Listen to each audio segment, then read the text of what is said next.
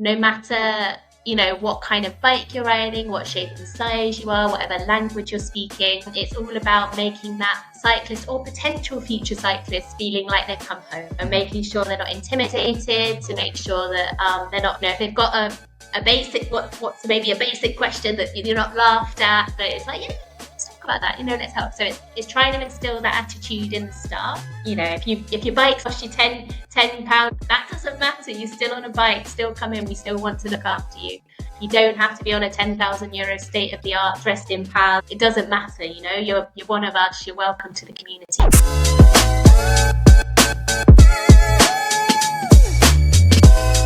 Welcome to Ride to Success, the podcast that takes you on a learning journey from a productive, creative, and active life through the power of the bike. I'm your host, Pedro Couto Lopez. You can find me on LinkedIn under my own name. I'll leave a link on the show notes if you want to check me out. And today's conversation, we are diving into the story of Louise Laker, the co-founder of Eat Sleep Cycle, a Girona and Málaga-based cycling hub that has reshaped what a bike shop can be. From starting with just 7 rental bikes on a credit card to building an international business, her journey is packed with lessons you can take straight away into your own life and business ventures.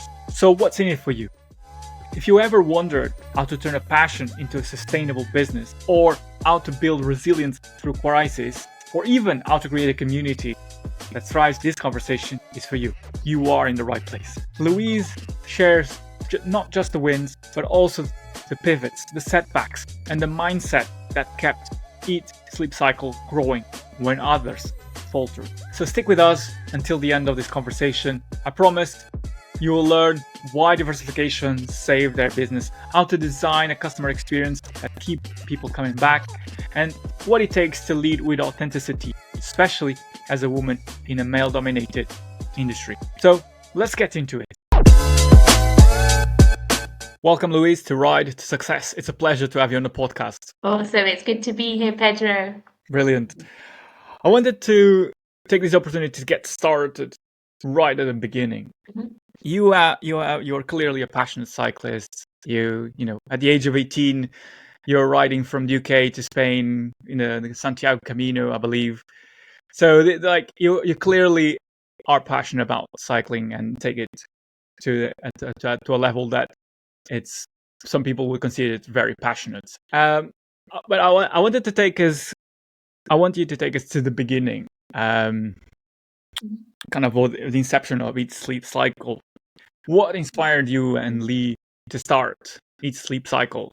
What is the origin story? Oh, so that's a lovely question to kick things off. As you rightly said, I am a lifelong cyclist. I think had there been a baby-sized bicycle, I would have been on it at birth. So cycling's always been a huge through line of life for me, whether it's commuting to school, to uni, and then to work, got into racing, got into touring. So any kind of cycling I love and I'm obsessed with. So Eat Sleep Cycle is very much got his soul and heart and soul and origins in that passion now. So I guess the story is that I met my husband to be Lee back in London in say 2014, and he was equally as obsessed with cycling. So it was a kind of natural partnership, and we decided pretty quickly that we needed to live somewhere that was more enjoyable to ride in. So we were living in London. It's very wet, it's very rainy, you're training in traffic and horrible weather, and we just thought there has to be more to life. So we pretty quickly did a bit of a Google search looking for best places to cycle in Europe, and Google said Girona was pretty awesome. Wow. So Lee put on a job search on LinkedIn and applied for everything in the Girona region, and pretty quickly got a job, and we basically packed up and we moved to Girona. So we sold all our bicycles except one each, packed it in a suitcase and booked a one-way ticket. Excuse me. And when we got there, Lee had got this normal job, which was great. I was able to spend a whole year racing and training, which was honestly such a kind of privilege. I was very lucky to be able to do that. And then kind of a year after, we saw a bit of an opportunity. So we saw that there were people like us who'd starting to see Girona as a beautiful place to ride. Yeah. There was maybe one or two other businesses at the time, but Girona was still very low key about 10 years ago. It was kind of really nowhere near as well known as Mallorca, but it had all of the ingredients for this perfect cycling destination. Yeah. So the story goes that we bought 7 rental bikes on a credit card. And we started renting them out first to friends, family. And I think for us, it very much like word of mouth really helped us grow, and social media as well really helped us grow. So it was quite easy to start a business with very little resources. So we've never had any money to put into this business. It was financed on a credit card, right? So it's always been kind of growing through hard work, word of mouth, free tools like social media. And then pretty soon after getting those first 7 bikes, we decided to run our first bike trip across the Pyrenees. So again, we gathered basically friends. It was a super cheap trip, and we took them across the mountains. And that's when we realized, wow, this is something we love doing.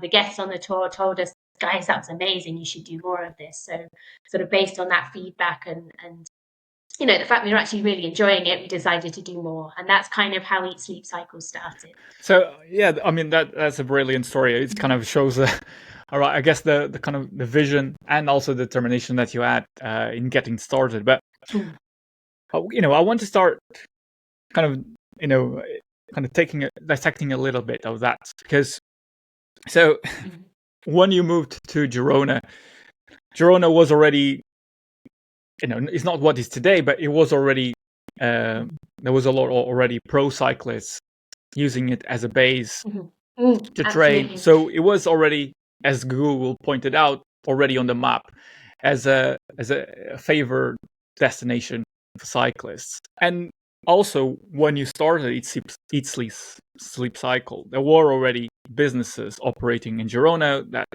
were either, you know, some of them were owned by professional cyclists. So how did you, looking at the conditions of the market, how did you kind of differentiate it from what was already available? Because I'm sure there was some discussions into like, how can we, you know, from a passion project, you know, trying to using your credit card to get these rental fleet, then to start operating it. Yeah, I mean, I think honestly, there's no secret to this. We didn't really overthink it. We just kind of got on with it. So as soon as we knew we wanted to give it a go, we just tried. And I think the identity of Eat Sleep Cycle has actually evolved over time. So we didn't start with a grand vision of building an amazing cycling hub in like one of the prime locations in Girona. We didn't start with a grand vision of running bike tours all over the world. It was like, oh, this will work. You know, let's have a go. Let's rent some bikes out. You know, let's see what feedback we get. Let's grow. And it kind of escalated. It did the first few years, especially. It grew so quickly. So it was like we've been building the identity, shaping the brand, whilst we're growing really fast, right? And I think, I don't know, as we look at the other businesses that were in Girona at the time, there's a company called Bike Breaks, which were kind of like mid-range bike rental, and they had the kind of monopoly on the market at that point. The service course actually opened the same time as us. So when we started, it wasn't like, oh, there's a big competitor. They were a new business as well. And I think, especially with La Fabrica and the service course, the work they did so early on to put Girona on the destination as like a really cool cycling city was kind of amazing for Girona as a destination, and also had a big crossover into our business now. So when people are looking for Girona because of the service course, maybe they're then finding Eat Sleep Cycle, which is brilliant. And that's part of our attitude and philosophy as a company. Is it is about you know, the more the merrier. Let's create this thing together. Let's build the destination together, and everybody benefits. So we've always had a very open mind in terms of not seeing competition as competition, obviously being aware of what they're doing, but knowing that they're helping to build the destination and therefore your business too, right? So I don't know. Does that answer the question? No, I mean, I'm not looking for a right or wrong answer here. It's your perspective, and also one of the things that you know, as you started growing, is like you clearly identified Girona as a hub for people to come, and as a way to make that you know, the life of a cycling tourist easier, the rental business was a clear opportunity. And you know, I know a lot of people look now at Eat Sleep Cycle as a successful model. So you have the cafe, you have retail, you have tours, rentals. It's kind of, you have a lot of revenue streams. How easy was to build this model? And when you have people telling you, no, focus on one thing, you need to do this very, very well. How easy is to kind of diversify, to have, so to speak, your hand in multiple pies? That's a really good question. It's not easy. But as I said before, I think those early years we did grow so quickly, and everything we added to the business was a reaction to the market and a reaction of the situation that we were in. So as I say, we started with a tiny little bike rental fleet. We rented a tiny little shop, we put the bikes in it. Very quickly we grew out of that shop. We got the one opposite, so we had a workshop. We were able to hire our first member of staff pretty soon after. We started running the trips. We built packages around Girona. And then I guess the hub concept, we did talk about a hub very early on, actually. Like it did, maybe 6 months to a year in, we were like, wouldn't it be cool to have a cycling hub? And we actually called our tiny shop a hub. It was a little bit, it was a bit of a stretch because it was a tiny little shop. But that was when I think we started dreaming about what was possible now, maybe sort of 6 months to a year in. And I think when we talk about diversifying the business, that's actually one of the reasons that we're still here today, post-COVID, post-crash in the retail market. So for us, like diversifying, as you say, lots of people we spoke to were like, why are you trying to do so much? And we were like, well, because it's cool and because we want to offer all these services to cyclists. We are cyclists. We know what cyclists want. We genuinely want to offer a full sort of 360-degree service level now. So I guess the history is that through, we had an amazing year in 2018, 2019, we were doubling every year or more than doubling every year. It was kind of a crazy time. And then we were selling loads for 2020. And then, of course, the world sort of stopped. COVID happened. And very quickly, we lost our travel business kind of overnight. So within a couple of weeks, everything we'd worked the last year of selling was cancelled. And we were like, oh, my goodness, this is not good. So as soon as we realized that was kind of a permanent thing, or it wasn't going away quickly, we pivoted and we started selling all the rental bikes. And that is how our retail business was born. So before COVID, we had a couple of custom jerseys on the shelf, a few bidons, and that was it. So we didn't have a resale business. So through COVID, we actually then took advantage of the boom in the cycling market. So everybody wanted a bike, everybody needed kit, everybody needed spares, everyone needed the workshop. And through COVID, we learned to run a bike shop, and we really built up this cool retail space that we have today. So that kind of diversification was actually, for us, it was survival, but helped us. It kind of was a unique new element to our business as well, right? Which has helped create the identity of the brand that we have today. And then, of course, quite soon after COVID, the bike market crashed. So we were relying on our massive retail business, and then that kind of disappeared, maybe not quite overnight as per COVID, but it disappeared over the space of a few months. And then, of course, we were able to pivot again and really focus again on travel, on bike rental. And so we can see that those two elements of our cycling business actually really complement each other, and they respond to the market differently, right? So now it's all about experiences. So the bike market itself is a bit, it's not great. We sell a few bikes, but everyone wants a discount. The market is nowhere where it was even before COVID. So we've got the retail business where we're focusing on selling our own brand products. We're selling stuff with higher margins. We're not relying on those big shiny bike sales anymore, which we were after COVID.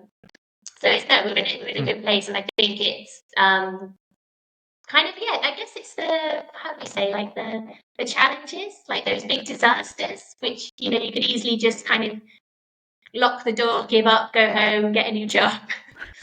Those disasters actually helped us grow our business to what it is today. So, and I think that's part of the philosophy of Lee and I running the business is, hey, this sucks, but how can where's the silver lining? How can we pivot? How can we take advantage? How can we come out stronger? Yeah, I mean, so the way there's a lot of kind of a lot of synergy happening here, because with your different revenue streams, kind of as one stops, the other carries on. So there's kind of, you are able to sustain the business throughout, which is a very it's a terrible period for the cycling industry. And you mentioned about the experiences, and that's something that now it's completely kind of taken for granted. I mean, kind of the hospitality sector of thinking about the retail space as a way to create an experience for the people that come to it, rather than just a one-stop shop for a product. And you've mentioned this several times in the past, where you see yourselves rather than a shop as a hub, but kind of that inserts himself within the hospitality sector, meaning is about creating an experience where people can feel valued and enjoy that moment, and they want to come back. And what I'm trying to kind of build to is how important is your customer experience that people have from coming to Eat Sleep Cycle different from other brands? Because now at the moment, you look at other spaces, hubs, if you will, in Girona, in London, Italy. I can name a few, but like you have the example of Velodrome, you have the example in Girona, you have the example of Via Atelier in London, you have the example of in Bassano del Grappa, with Basso, kind of all encompassing experience. So those, I could list a few more, but those are not an exhaustive list. But what I'm trying to get at is that people know the way to get people to come to you is to create an experience where they feel included, valued, represented. So to pinpoint you to a question is, how does the Eat Sleep Cycle customer experience differentiate from others? Oh, that's a tough question. I think what we always strive to do with our team is to make sure that it is super welcoming, no matter what kind of bike you're riding, what shape and size you are, whatever language you're speaking. It's all about making that cyclist or potential future cyclist feeling like they've come home. Making sure they're not doing our best to make sure they're not intimidated, to make sure that they're not, if they've got a basic, what's maybe a basic question that you're not laughed at, but it's like, yeah, let's talk about that, let's help. So it's trying to instill that attitude in the staff. So, and also people we recruit, it's all about looking for that kind of natural instinct to look after people. So that's a kind of number one thing there, is that welcoming feeling, that inclusivity, that if your bike's rubbish, it costs you £10 off Wallapop, that doesn't matter. You're still on a bike, still come in. We still want to look after you. You don't have to be on a €10,000 state of the art dressed in paz. Like, it doesn't matter. You're one of us. You're welcome to the community here. So that's like a big kind of foundation of Eat Sleep Cycle. And then I think what really changed Eat Sleep Cycle for us from a normal shop to a hub where we can genuinely say we are a hub, was when we were able to open the cafe, which was again during COVID. Yeah. So we have this beautiful cafe and beautiful terrace, and the terrace connects our three spaces. So we have a cafe down one side, the bike shop at the back, which is where you've got your full service workshop, and then on the side we have also the kit shop, and they kind of hug this terrace. So we have this incredible space in Girona where it's actually really genuinely easy for cyclists to stop there, whether they're mid-ride, meeting for a ride, finishing the ride. Like it's a really practical, easy access space. So it's also set back from the road. There's not like loads of traffic coming past.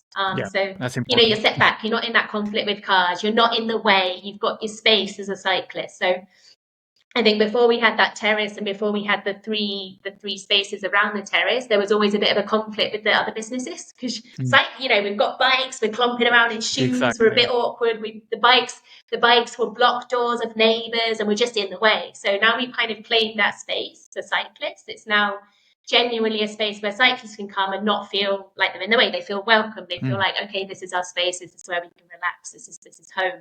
Yeah. So I think that physical space has been really, really important for us and for what we offer. We do have another hub in Malaga where we've tried to replicate that feeling of Girona in one space. And when we were looking for that space, it was all about location. So it's all about making sure that it's easy to access by bike, that you're not having to go down horrific main roads, that you're not having to, climb through a car park. You're not putting cyclists in a vulnerable place to get to your shop. It's an easy pedestrianised street to get to where they want to be. There's also outside the Malaga shop, there is a really wide pavement. It's not as glorious as the Girona Terrace, but there's a really wide space outside where cyclists can gather for rides. And then in Malaga, we have it says one thing we'd love to improve. Maybe when we get some more investment into the business, we'd love to put a little tiny coffee shop in. So we've got a little coffee machine. And that helps. And we've got a fridge full of beers, so we have an element of the coffee shop. But I think that the cafe in Girona really does, it makes you a destination. So I think, a traditional bike shop, it's, you go there because you need something. You need to buy a new inner tube. You need to get your bike fixed. You need to do a transaction, right? With the Eat Sleep Cycle hubs, you can just drop in and have a chat. Exactly. You can grab a little espresso, spend hub, €1. You don't even have to buy anything. It's like you just come down, you'll meet other cyclists. There doesn't have to be a transaction. There doesn't have to be a monetary transaction for you to come to Eat Sleep Cycle. Of course, we're not a charity, and it's important that we can convert that experience into sales. Of course. But at its foundation, we're not looking for a transactional thing to happen there, right? You're looking for a welcoming space. You're looking for an inclusive experience. You're looking for and another thing as well, actually, which I think differentiates us, is we've got a really well-stocked shop.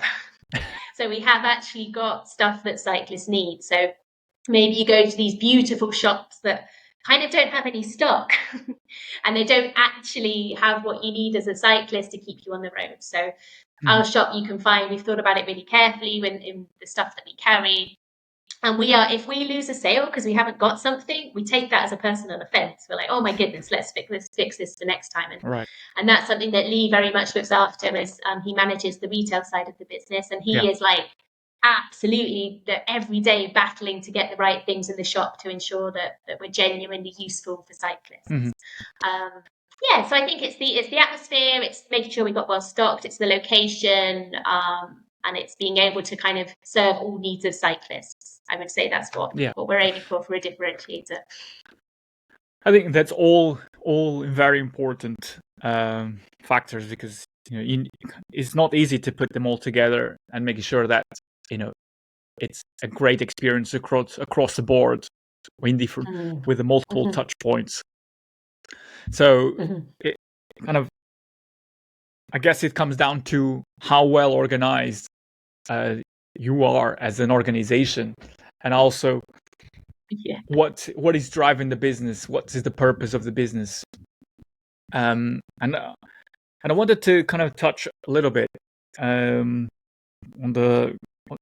cycling tourism, because, well, first of all, because cycling tourism is what brought you to Girona in the first place, but also because companies like yours, Eat Sleep Cycle, that have hubs in Girona and Malaga, people come to Girona, to Malaga, because of companies like you. They want to not only experience the landscape, the food, the culture, but also come to you as a destination point.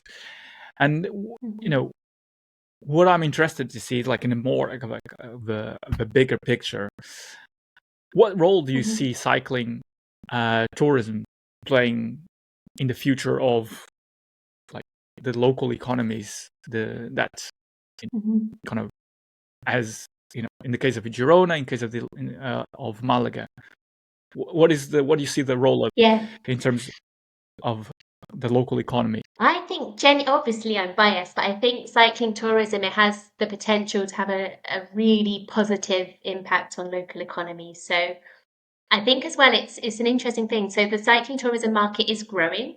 I can't remember the figures, but it's on path to grow rapidly. So it's something that's very much on trend with how people want to travel. So people now are looking for experience, they're looking for wellness, they're looking for building meaningful connections when they travel.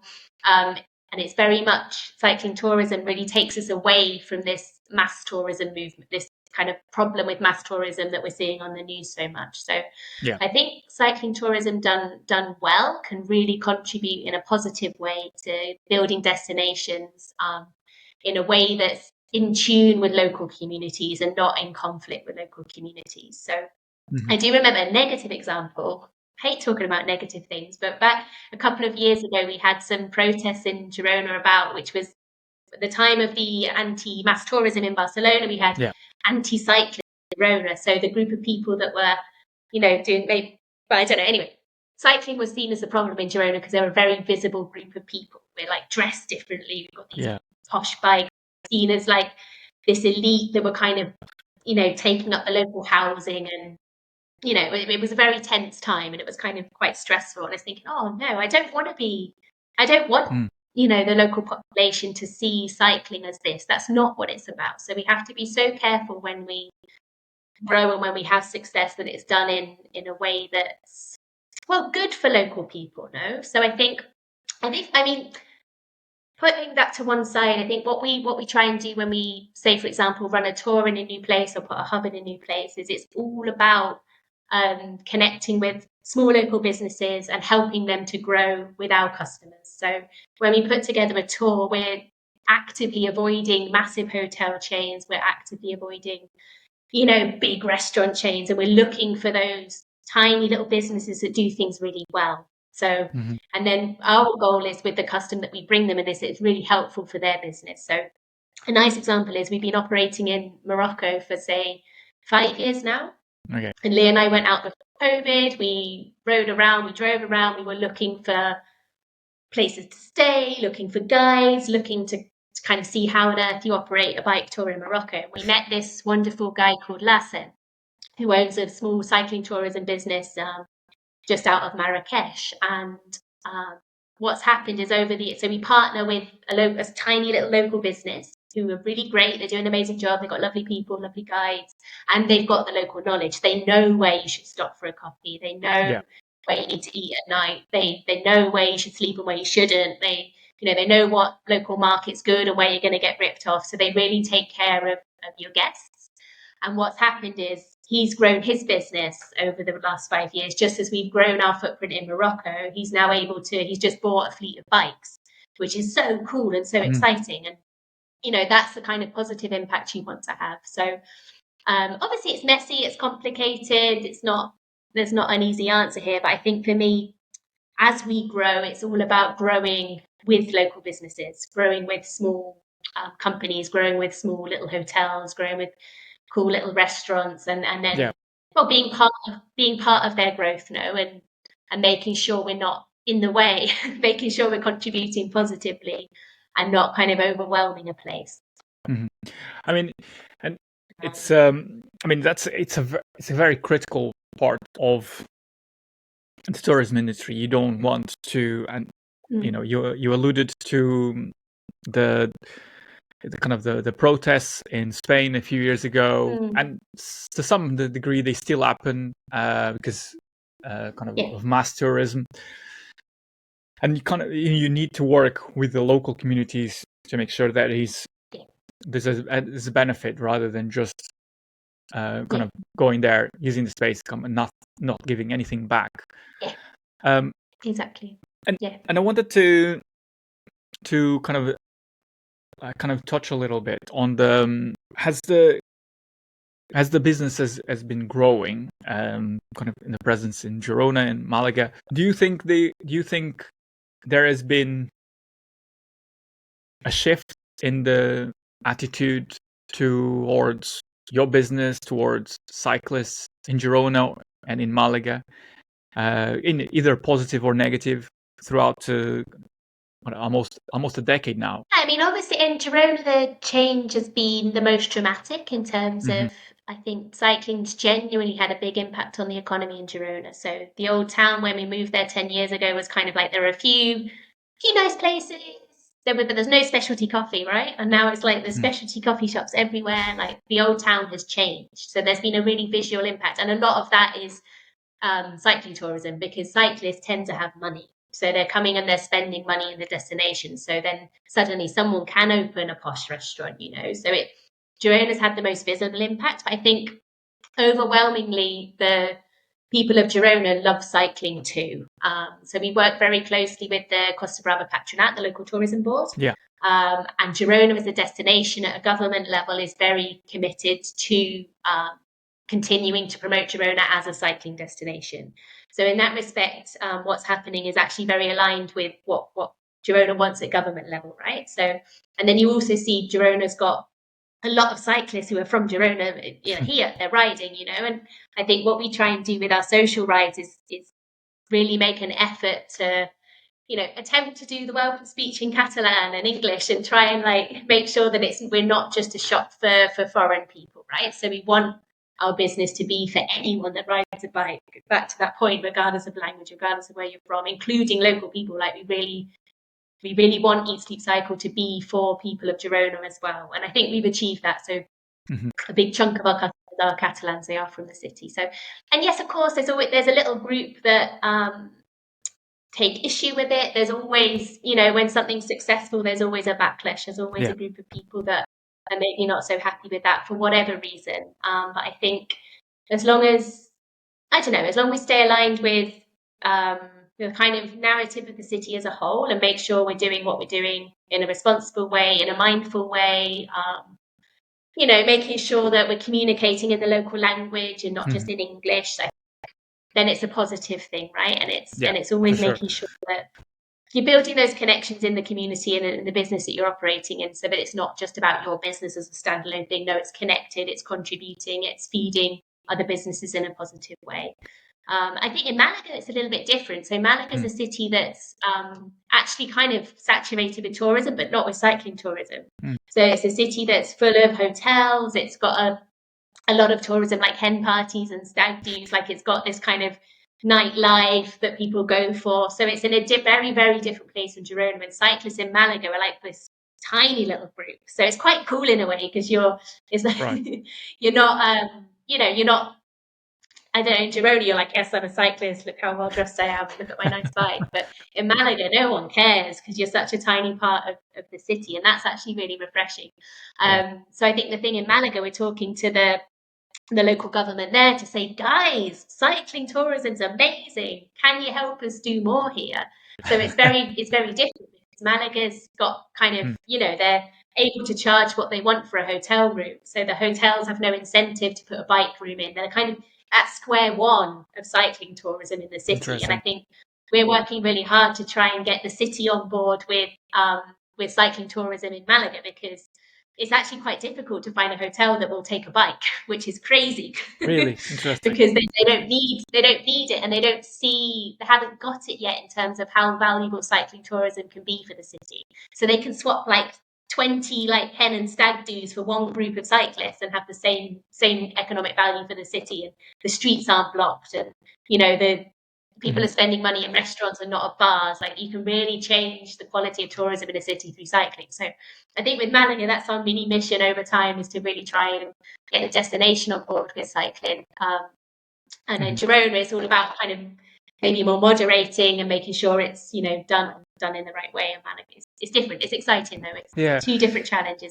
It's interesting because you kind of, it's what it sounds like you reach a position where you're now, you know, through your partnership with Costa Brava, you're now in a position where you are working with the governmental organizations, lobbying for better cycling infrastructure, better facilities for cyclists, and you know, and through I guess the business case study of Girona, you know, well, granted, Girona before you arrived was already attractive for cyclists, was already frequented by pro cyclists, so there was already a kind of I don't want to call it a blueprint, but there was already something growing there. And now with the Malaga, you kind of starting. And I'm interested, from a place of curiosity, what was for you the business case in Malaga?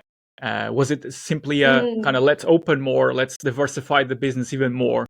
What was the business case for Malaga? Yeah, so the origin of Malaga was thinking about how to balance the winter season in Girona. So Girona has a very, very strong autumn and a very, very strong spring. And in winter, it is really quiet, and in summer as well. So we were looking at, and it's actually very difficult to run such a seasonal business because you suddenly need triple the amount of staff one week to the next. So it's difficult to manage well. So the concept with Malaga was we wanted somewhere with a better climate over winter, so somewhere that was genuinely a warm cycling destination over winter.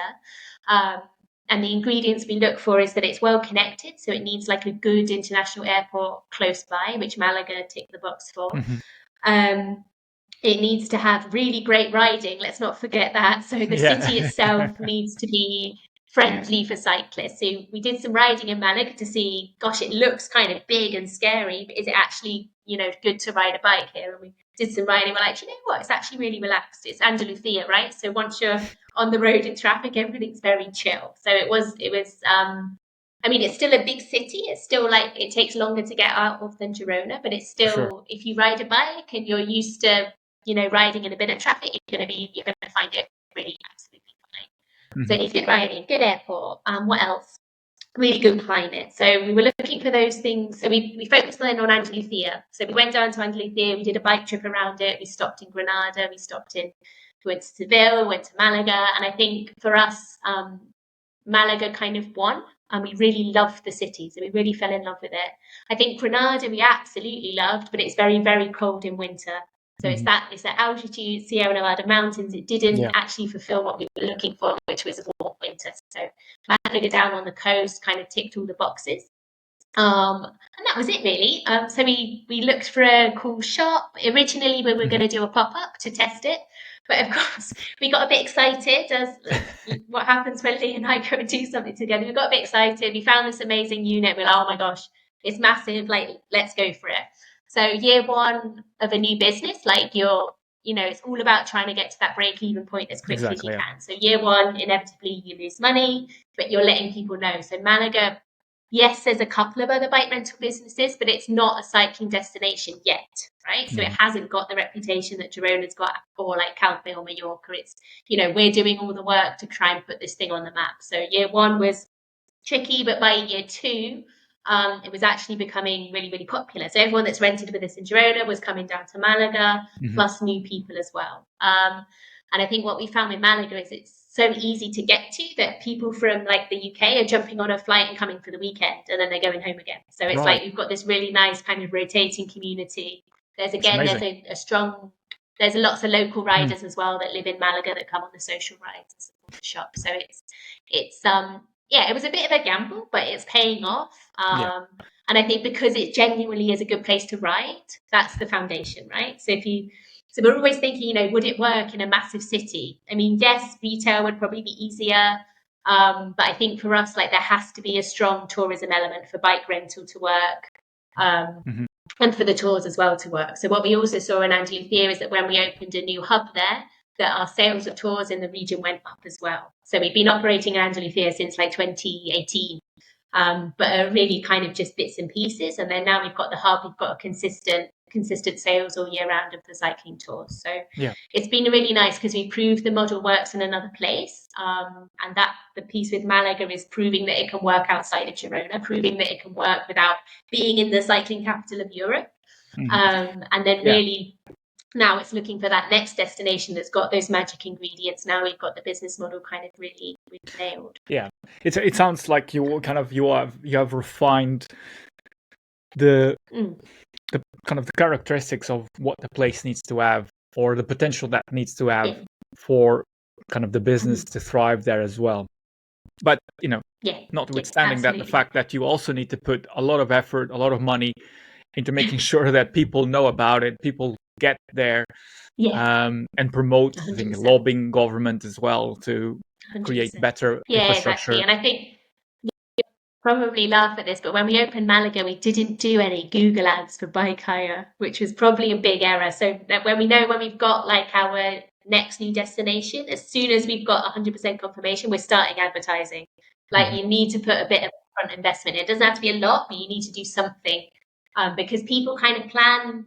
You put the idea in people's head maybe the year before, and then maybe they're booking like 2-3 months before, for bike rentals. So, if we started now for opening a place this time next year, that would be cool. So you need to give that timeline. And historically, like Lee and I, we just go for it. We get stuff done. We don't have like a year-long lead up, but we're learning, I think, as the business matures, that actually is something that we've learned is just important. Planning ahead, you can have real benefits. You make your life easier when you're trying to open the next exactly. Yeah, you need to create demand. You need to let people know that it's about to happen, so that people start knowing, start planning, and these things take time to embed in people's mind. It's about creating the visibility, which inherently it's difficult and is expensive. Absolutely. Yeah, I wanted to you mentioned a few times about the dynamic with you and Lee, and this is also that I'm very interested in, and my question for that is like, how do you and Lee complement each other as leaders? We do. Luckily, we do. It works quite well. I would say it's got a lot easier over time. So I think those first years were so stressful because we're working out how to work with each other, right? So Lee's very type A. I'm very like, let's think about it, which long term really works, right? But initially, it's like it was quite stressful, and there were a lot of should we say arguments, we can say that there were a lot of like stress points at work, at home. It was full on, very intense. You're trying to build a business. It's like that was everything we thought about, everything that we did. So it was this very, very intense period. And I think over the years, again, relationships matured, the business has matured, and we really found a really good way of working together that celebrates each other's strengths. So I think when we first started, we both did everything together. That's not good. Like, you don't want to do that. We both got different approaches to the same task, right? What are your strengths and what is Lee's strengths? So that you mentioned that let's divide and conquer, if you will. What are your strengths? Exactly. So yeah, I mean, in general, I'm like the creative one, the people person, the HRy stuff. Like, I'm very much, and I love maps and I love creating the actual trips, right? I love that. I love putting together the experiences. And Lee, on the other hand, is very operational, good finance brain, and very good at getting stuff done. So he's got this incredible drive. So I would say he's like the vision and the drive, and then I'm like behind the scenes working out how to get it done, and in a very kind of clean way. I now run the tours business and Lee runs the hub business. So that's we've got our own kind of stream completely. And then of course we work together a lot to support each other in that area. But I think when we made that split, that was a real turning point. That was when I've got my space to lead my team in the way that works for me, and Lee's got his space to lead his team in the way that works for him. So that gave us a lot of, I think, professional freedom as well. But also then as a couple, like, you are your support structure. So you have to support each other and, tell each other that they're doing a great job. Otherwise you can just drag each other down and you get this negative thing. So it's been about learning how to support each other, celebrate each other's strengths, and get through the difficult times kind of together as a unit, right? For sure. I mean, I don't. I'm not in business with my partner, so it's I can relate to your experience in the sense that I can understand what the challenges and the opportunities that come with it. But I can't.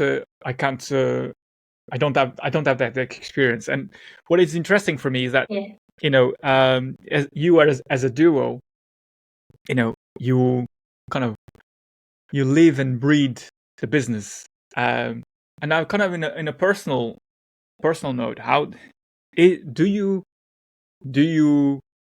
does that intersect with your personal life?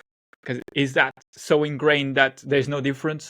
How do you differentiate between business and personal? Yeah, I mean, it is genuinely a lifestyle business, right? So that the barrier is very blurred. But I think I need more time away from the business than Lee does, right? We've got different thresholds. Like I know when I just need to stop for the day and not talk about it anymore, whereas Lee can always do another couple of hours. So that's a little bit of a conflict sometimes where I'm just like, right, I'm done. I just need to switch off and talk about something else. But again, it's something we've got better at managing and better at appreciating the other's kind of state of mind at the end of the day. I think one of the biggest challenges is you can't have a rant about work in a kind of, when you just want someone to tell you that everyone's an idiot. Yeah, I know and that. you just had a bad day. You just want to rant. You're being irrational, but you just want to rant. You can't do that because your partner is your work relationship as well. So that for me has been something to kind of manage.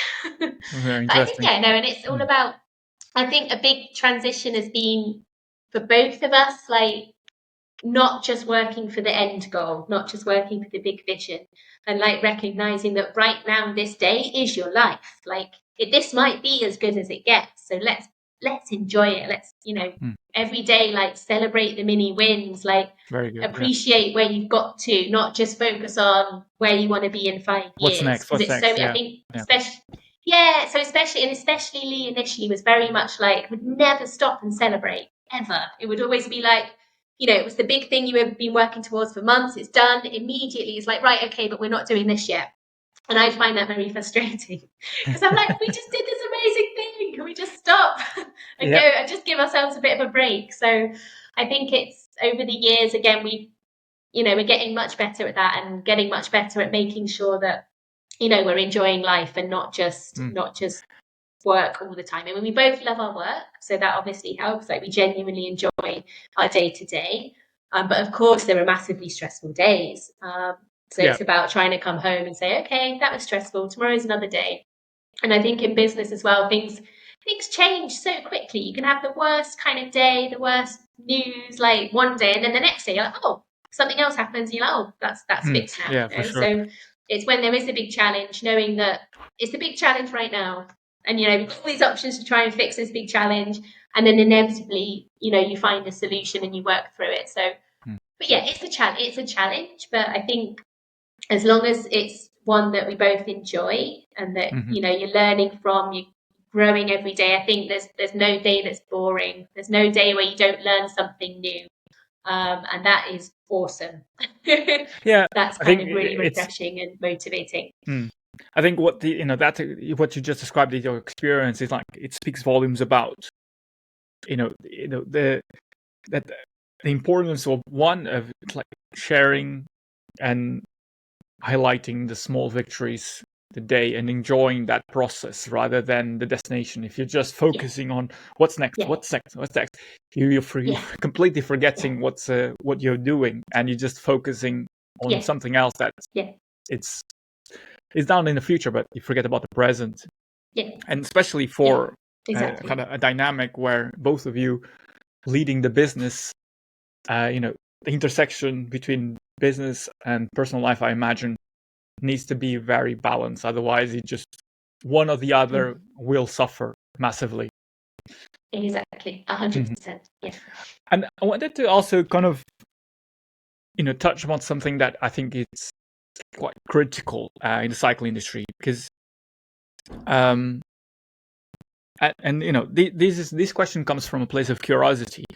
As a female co-founder in a male-heavy industry, what challenges have you faced? It's a good question. I think at the beginning, but you know what? The challenges started when I was living in London and like 17 years old, taking my bike to a shop for repair and being treated like a stupid woman.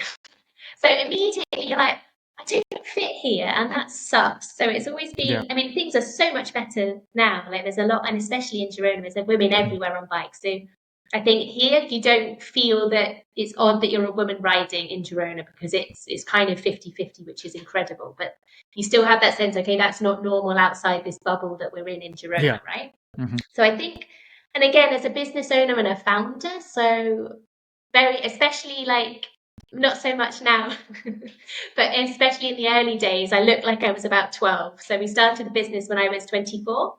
And I'd be working at the shop, and people would like think I was the shop assistant and ask to speak with the Mm. manager or the owner. I'm like, yeah, that's me. And they wouldn't actually believe me. So Oh, you right. feel like Okay. slightly offended. Yeah, of You're like, course. Yeah. okay, that's slightly offensive, but I do look really young. I am female. I am in a bike It's shop. biased as Okay. well to.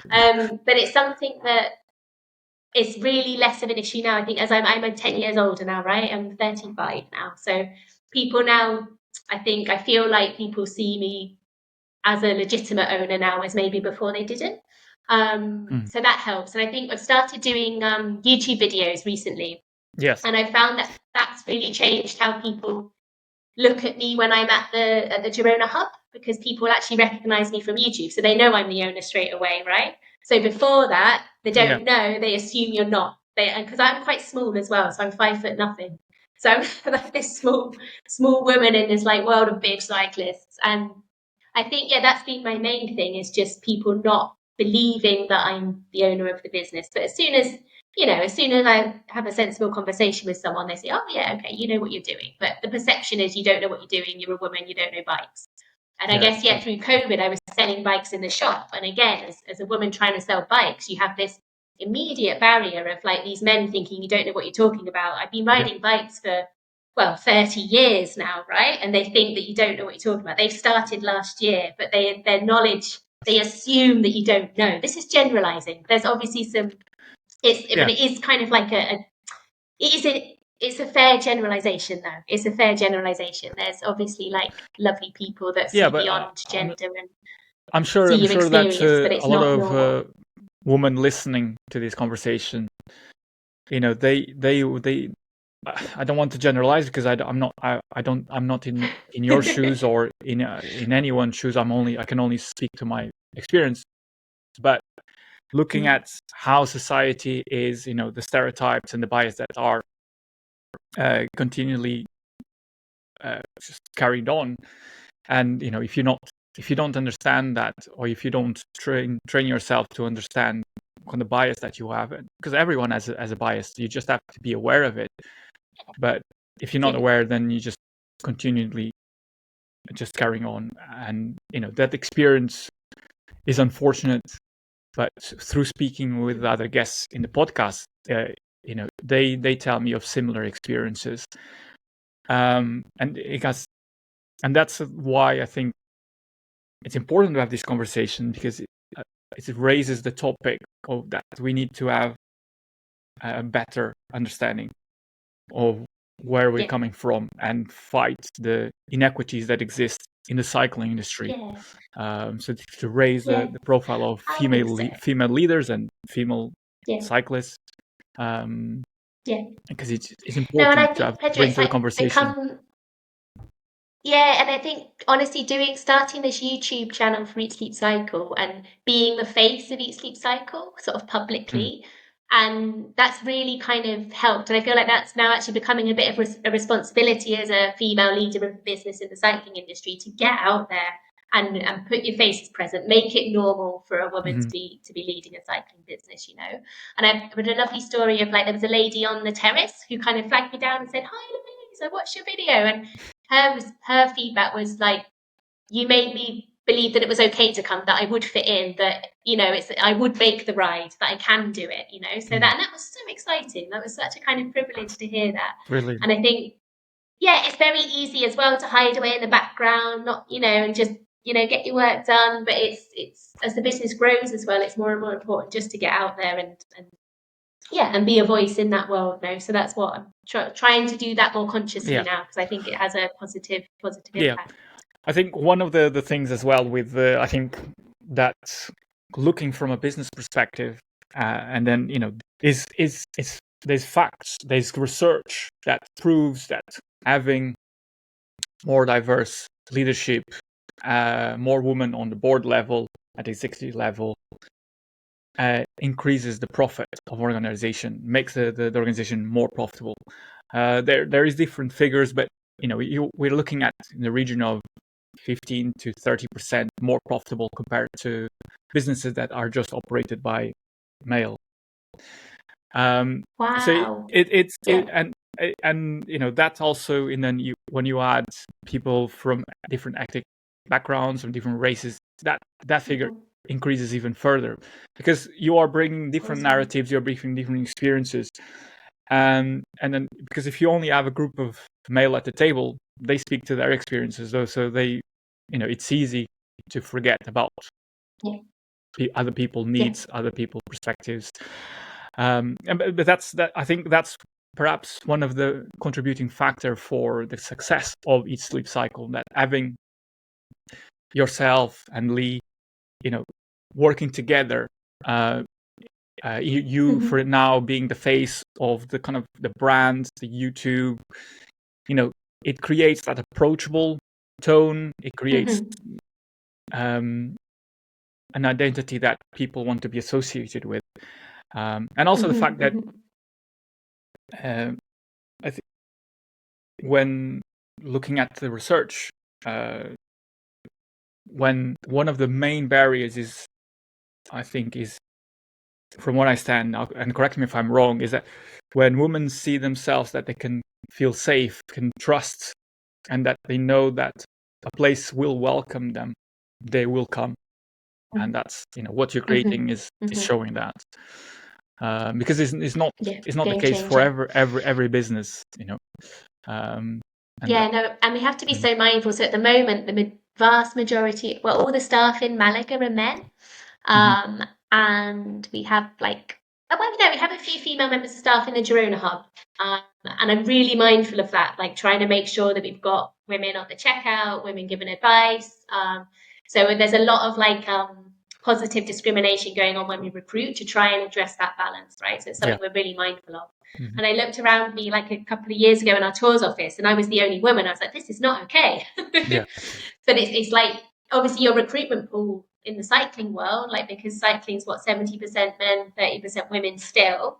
People applying for roles with you, and the majority of them are men. So you have to really really look for the women and really, and I think encourage them to apply, you know, say, no, this job is for you. It's like, no, we do want your skill set.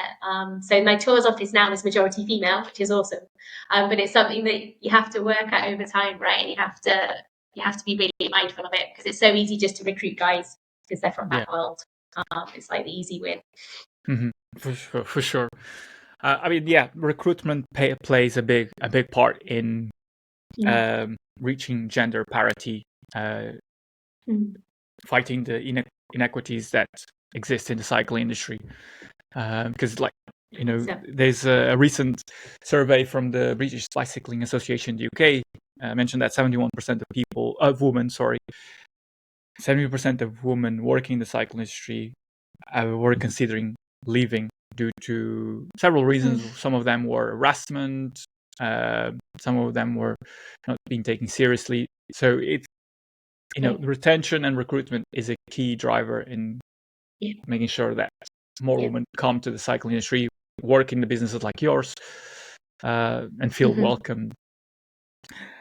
Yeah, So, I mean, 100%. from your position, you know, what advice would you give to women building their own ventures in the cycle Go industry for or outside? it. Yeah, or anything. I don't know. It's going to sound really cheesy, but really trust in your idea, trust in yourself. No, like believe in yourself, back yourself, and just get on with it. Like you know, don't put up too many barriers. Just try. Just find a way to start, Yeah. and just start. And what's the worst that can happen as well? So, I Mhm. think one of the challenges for each sleep cycle, but also one of the things early on that made it easy is like Lee and I had nothing to lose. Like we Yeah. came to Girona with nothing. So it's not like, you know, there's nothing on the line here. How bad can it be? We'll just go back to where we were, you know, Yeah. before and haven't lost anything. So I know that's a unique position to be in. Also Yeah. challenging because you haven't got anything to put into the business. So it's a challenge, but I think, yeah, for women getting started in their own business, and also I think don't get what are the baby steps? No, just get started. Just do something Mhm. that's achievable that day, and then consistency, and it will grow. It will work. Yeah. Also, cheesy things of like you know chatting to people who support you. Don't talk to people who are putting you down. Just no, I don't want to hear that. Let's have a positive conversation. Obviously, you need people that will challenge your ideas, but it needs to be in a positive way. So you need people to say, you know, like that. You thought about it like this. So you think about it, and you know, I'm doing it like this because you know it's the right way to do it, and I've thought about it. So it's yes, you can be challenged, but you don't want to be put down. So I think it's thinking about you're talking about your venture, baby steps, and like having a goal, but not get overwhelmed by that goal, right? And like making sure that you're building a positive overall work-life balance as well, that it's working. But it's hard work. It's not going to be an easy thing to start a business, right? You have to put the hours in, you have to put the time in. It's hard graft. There's late nights, early mornings, and like you're working, you know, we work regularly working 10-hour days, which in Girona is not normal at all, but in normal it's kind of normal. So I think history of like career in London before moving to Girona, it's like our work culture is you work, you know, you work till the job's done and you show up again the next day and do the same again. So we've got that work ethic behind us as well, in that you've got to put the time in, and no one's going to do it for you. There's another thing. It's like no one's going to do it for you. It's on you as well. So you don't let someone else not doing their job be your excuse to fail either. So kind of own that it's your responsibility to get the thing done. Even if you've given a task to someone else, it's still on you to get it done. And if they fail, your business fails. So it's on you. So I think it's one of the most annoying things. You can't hide from that either. Like when you start a business, you create all your own problems, and that's on you to fix. No one's going to do it for you. Yeah. I mean, I think having that kind of you that initial steps, and kind of I guess there is the piece of just taking the first step. You know, don't like make it easier for create small goals, and then start growing from there. Because you can have the big goal, and but if you don't start, nothing will come. And it's all about as well, when an opportunity comes, like grab it. Absolutely grab it. Like get that sale or get that partnership. Like, you know, it's an opportunity that's come up. It's like, of course, you need to be ready to take it. And I think, and also like your plan might not work. You might have to change, like do something different as well, right? You might start on one way that you think is going to be a good, profitable business, and then, oh, actually, no one likes that product, or I'm not adding value in this service or whatever. So you have to pivot, and like find what works as well. Find what your customers actually want. And if you have something that your customers actually want and you do a great job at it, they're going to come back and they're going to tell their friends. So it's like being patient with finding that formula. And open to getting it wrong. And if you get it wrong, oh well, didn't work that time. Let's try again tomorrow in this way, But then actually try again. Like, don't stop. Like, keep it going. Brilliant. I mean, that, with that advice there from your experience, I think it's powerful to come from you, because it shows, not only what you're saying, but also it's backed by your experience, what you have built. So I think it's critical for you to have shared that with me, with my audience, because it speaks volumes about what can be done and how it can be done. And I wanted to also to touch now, and kind of, as we touched upon the state of the business, and kind of what led you to here, and you talked about as well of your experience of working in the cycle industry, and now you have, if you will, you've approached a new stage in the business, where you launched your Own the Ride, the crowdfunding campaign. And it seems to have come in a kind of interesting intersection in time.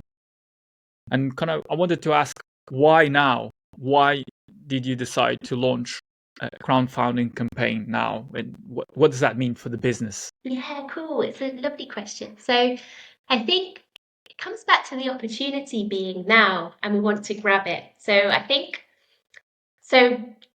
maybe a few years ago, we weren't ready to scale. So we'd We've got the Girona hub, we've got the Málaga hub, but we hadn't nailed the operations. We hadn't nailed the systems. Like, we didn't want to grow something that would just create more chaos, right? So I think Yeah. for us, the point is, so we're really looking to scale up. We're looking to go into our next growth cycle. We're planning to open more cycling hubs. We want to open new cycling tour destinations. We want to develop our own, to put more into developing our own apparel line and kit brand.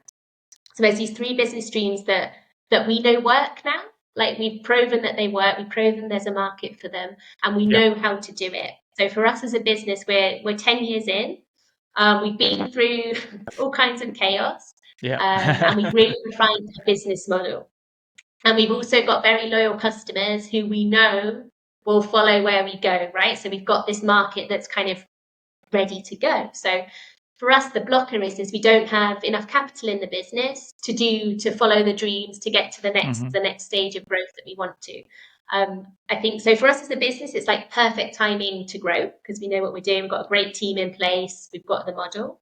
And then in terms of the market, we feel like it's a really good time. Like, the cycling tourism is growing. Like, we've touched on it before, but travel trends are all about, cycling is really in line with current travel trends. It's all about sustainability. It's all about connecting. It's all about genuine experiences. So our product is kind of really aligned with like this boom that's about to happen in the cycling world. We want to achieve what we can with the business. So I would say Lee and I are like quietly ambitious, right? We both want to achieve what we can, both professionally, personally, and for the business, right? So there's this quiet kind of like drive that we really just want to do it. We could just not grow, right?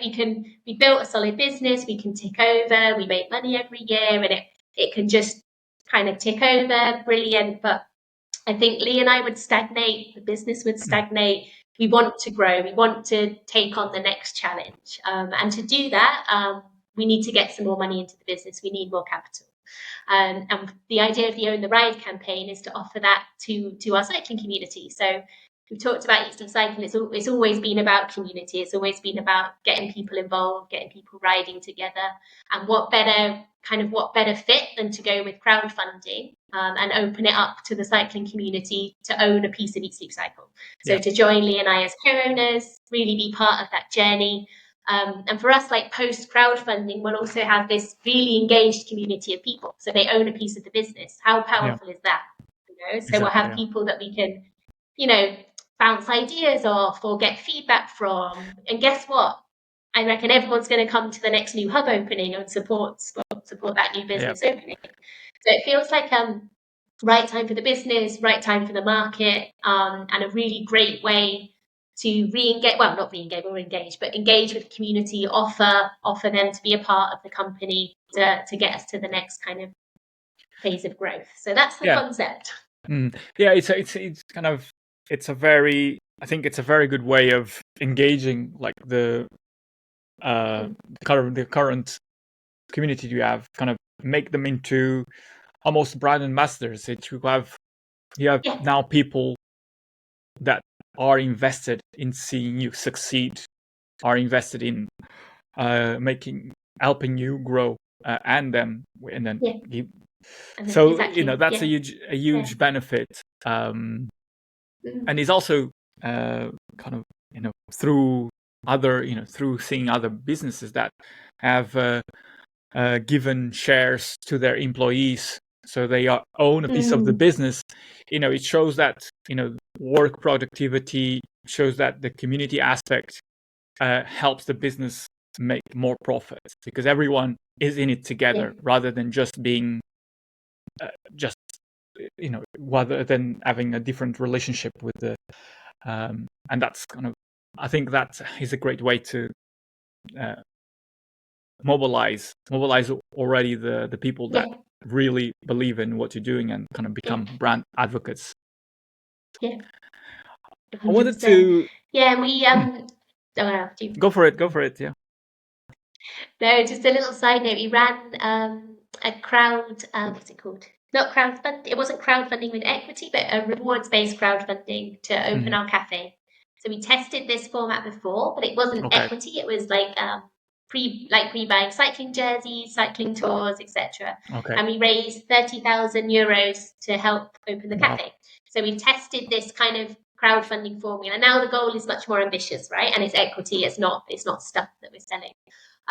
So it's for sure it's a different beast, but we're also a different business. So we've kind of more than doubled since then. We're solidly profitable. So we feel like we're in a good place to do it. We've got really cool results to show people. But I think that thing with the crowdfunding, it was so much fun. It was such a cool way to get people involved. And we now have like this poster on the wall of the cafe that has everyone's names that contributed and big thank you, So that's something we want to scale up as well. So with this new funding round, I mean, it's, I guess, from where I stand, you have used Malaga as a proof of concept. You have right, we have expanded to Malaga. We have solidified our operations, how we can generate a profit from these different two hubs. Let's now, as we consolidify this, let's grow the business. Let's expand, because there is further opportunities. And as you mentioned, rightly so, the cycling industry, the cycling tourism is a growing market. So the opportunities are there. You just need to have won the capital and to have the knowledge of how to do it properly. Exactly. And I think with Malaga, we opened without any new investment, and that was stressful. And we don't want to do that again. So we just sort of went for it. Oh, I'll be fine, and we scraped through. And I think we're now, again, with the business maturing, like we're beyond scraping through. Like we want to do it properly. We want to raise funds. We know it's going to work this time. We're confident of making that investment. Exactly. And it's about us growing up as a business, I think. Brilliant. So, I wanted to bring it back to a kind of personal note to you. And this is a question I ask of all my guests. What does success mean to you personally? Oh, it's a good question. I think success is a bike ride on a sunny day, and like being able to get out and enjoy that ride, enjoy where you live, and just have the time to yourself, or if you're with friends or whatever. It's a bike ride on a sunny day is like my ultimate form of success, being able to do that. I mean, that's for really personal level. And I think personally, I think success for me is having a business where you're making these awesome jobs for people. You've got a workplace people want to show up to and are really engaged in. I'm not saying we're there. I'm not saying we're perfect, but that's kind of my drive. Is like, right, how can we make this something that's benefiting a wider group of people? Exactly. And I think, we touched on it before. Like, it's being able, for me, success is enjoying your day-to-day life, like actually just being happy and having time to connect with friends and family. Success is saying, right, it's sister's birthday, I'm going. And being able to trust your team to kind of look after the details and look after the day-to-day. So it's that, I think, for us, the next stage of success is being able to kind of see sleep cycle kind of be able to run day-to-day on its own, and we can, see family, see friends. We haven't, holidays are rare for Lee and I, so success will be like being able to take a proper holiday, disconnect completely from the business, and get to that kind of, that next level of running things. Yeah. I guess it's kind of is the balance, finding that balance and finding the kind of appreciating the journey along the exactly of the process itself. I mean, out of curiosity, like where if we were having this discussion 10 years from now, where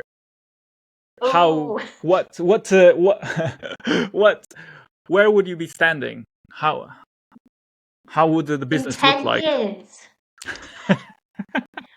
Well, I'm hoping it will be wildly successful. I mean, if we look at the plan, 10 years, I think, to be honest, things will be, we're quite happy, right? So I think things will be fairly day-to-day, fairly similar, but we'll have hubs in like these cool destinations all over Europe and maybe the world. Like, we're talking about the USA. So we'll have a network of cycling hubs. And those cycling hubs are all offering consistently good service. They're all got the inclusivity vibe. They're all operating in a way that we're proud of. So that's a challenge. Right? How do you replicate this thing? How do you get it consistent? How do It's you a challenge that keep the many product the businesses same across face. countries? Mm. Exactly. How do you adapt, a business that we've seen work in Spain to work in France, to work in Italy, to work in the United States, to work in Colombia, it's that, and that for me is an exciting challenge. So success would be that we've worked, we've worked that out. We've done it beyond Spain. The hubs are working. We've got people all over the world working in the business. And I think for the cycling tour side of things, is that having offering cycling tours in genuinely the best places in the world to ride. So this is 10 years. I can be ambitious, right? So it's it's knowing that anywhere that's on the radar as a cycling destination, we have an awesome trip there. Yeah, and we know that trip is going to give a cyclist the best experience of that destination within the time frame that they've got. So that would be really cool. So we've got hubs, we've got tours. Yeah, and then the last piece of the puzzle is that we've got. Yeah, it's expanding. It's expanding. And the other thing is having a really established kit brand. So we've got an amazing designer on the team, and we have awesome local production here in Olot. So I think for me, for the kit brand, is seeing it scale, but keeping it soul. So not going to production in China because the margin's better. No, we want to keep it produced locally here. Maybe we produce the Colombia kit line in Colombia, but we're keeping true to our roots with staying true to the values of the company and to Leoni's values, right? So it's not, it's scaling, but we're not selling out. We're not cutting corners. We're doing it authentically. We're doing it in a way that's right. And for us, we're not in this to, Lee and I, the goal is not to become wildly rich. The goal is to enjoy the journey. The goal is to build something that's genuinely cool and means something to people that, cyclists across the world. We'd love to have heard of Eat Sleep Cycle in a positive way and to have connected with the brand in some way and to, their cycling life be enriched by that. I think that would be amazing. Then I would be a super happy. That would be a conversation in 10 years. Very good. Very good. I mean, I think you are on the path to that. Obviously you are that purpose, and then ambition is clear from the onset of this conversation, and I know the experience is very much an experience that people receive, that you create, is very much at the core of what you want to deliver, and I think that's what defines a successful business from one. It's not about the products that you have on the shelves. It's not about how many tours you have across the world. It's about how you make each and every experience for every customer as best as possible, because that will define how many people will come back to you. Exactly. Yeah. So I wanted to, come to the point of the podcast where every guest leaves a question to my next guest, and so it comes to the point now where I want to ask a question that was left for you from my previous guest, and the question is the following. Okay. Yeah. That's okay. I'm scared. Just take a breath. Take a deep breath. It's all right. What would you tell your teenage version of yourself around what cycling is and why you should keep cycling? I love it. It's a cool question. Thank you. For context, the teenage version of myself was really competitive on a bike and was really I don't know, at the beginning of that racing journey, So for my teenage self, it would be keep it up, keep going. And I think it's recognizing that cycling is more than racing. I'd love to give myself a little insight into what was going to happen. Can I do that? A little future nugget. Imagine, just saying, do you know what? Keep it going, because one day you'll be living in Girona, you'll be running a cycling business, and you'll be following your dreams, and just giving that little kind of confidence boost. I don't know, something like that. And I think keeping on cycle. That was the other part of the question, was about keeping cycling. Why that's important. Why should you keep cycling? Why should you keep cycling? Because life is like riding a bike up a mountain, right? So whatever obstacle you're trying to get over, I think cycling is such a good metaphor for life. For sure. And Yeah. it's, when I you agree with achieve that. something on a bike, like you get up that mountain, you're like, I bloody made it. And then you've got to get down freezing and go up the next one, right? So I think as a metaphor for life, it's about, believing in that, like just keeping on going, keeping on chipping away, even when you're feeling like, oh gosh, I just need to stop. No, keep going. You're going to get there. You're going to get to the top. You're going to achieve your goals. It's going to be hard. But if you fuel yourself well, which is whether it's like, taking, you fuel yourself well, you look after yourself well. As a cyclist, you'll perform better. And I think that's the same in life and the same in business. Like, look after yourself, you can achieve more. And I think cycling is just awesome. It's just awesome. And just always encouraging people to get on a bike with you, and making sure, on the group ride that the person that's struggling has got your support as well. Like they know that they're gonna every time they show up, they're gonna stay with the group a bit more, and they're gonna be welcome, and it's that kind of pay it forward thing, though.